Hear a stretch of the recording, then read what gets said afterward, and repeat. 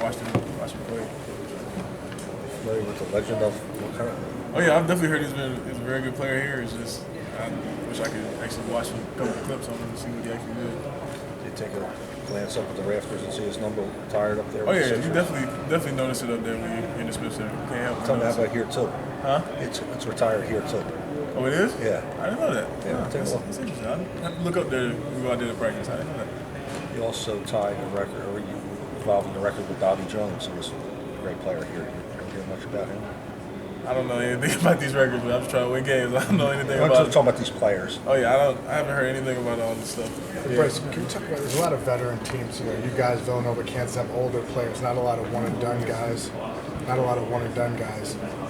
you think it's helped you, with your NBA draft stock and just with the team in general that you guys have been around for 3 or 4 years? Oh yeah, I mean, it definitely helps us as a team just because you have the experience in the tournament. And it showed for us this year that we're a very experienced team by winning the regular season and the tournament championship for the ACC. And I mean, for teams like Kansas, those guys have been very experienced in being able to win the tournament and win their conference outright for the last how many years. And, yeah.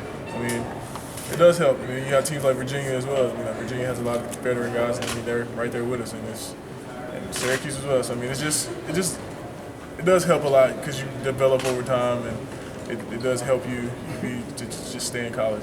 Just with the NBA stuff, is there a part of you do you wish you could have been a one and done if you had that chance? Or? I mean, I'm not the type of guy that's like all that flashy stuff and just looking for it. I mean, with the NBA, it's not about making it. It's about lasting in the NBA. You don't want to just make it. I mean, I know it's everybody's dream to just make it to the NBA. I mean, it's one of my dreams to be able to make it to the NBA, but I want to be able to say I lasted in the NBA. Say I could play a very good career, like 8 or 9 years, not just go in there for a couple years because you get that first contract and then you're not guaranteed the second one. I want to be able to go in there and be able to develop my game and be able to make it to that second contract and be able to keep moving forward in the NBA. So you think you've helped yourself? I mean, you're moving up to kind of late first round now. Yeah, I'm definitely helping myself. I just got to keep playing well and just keep moving up. If you're a college basketball fan and want to watch basketball on Sunday, you're going to have to watch the ACC. You guys take pride in that. You guys are only taking it down. Oh yeah, it's definitely a lot of fun to see all the ACC teams on one side of the bracket in the Elite Eight, just because I mean we do feel like we're the best conference in America.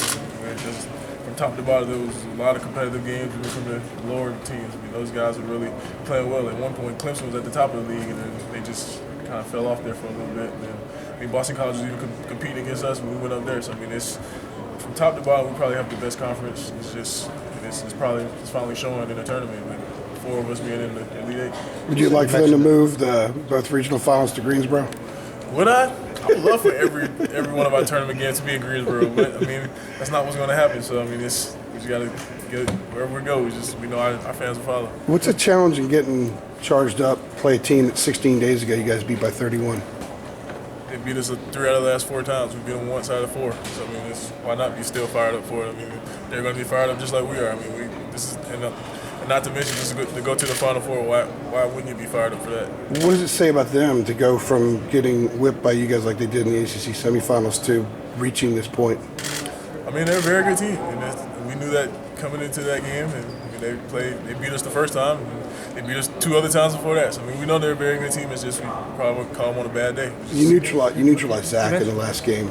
How do you do that again tomorrow? Same thing. Just box him out. Don't let him get to the board. I mean, he can really change the momentum of the game just by getting a lot of offensive rebounds. You mentioned that you look around the Smith Center and you see the retired numbers and just the various championships. How much is the tradition important to your success, your team's success? Oh, it's definitely important just because you want to be able to continue the winning tradition there and being able to hang banners in the Smith Center because I mean that's all it's all about. Carolina's about winning, and I mean, we want to be able to continue that.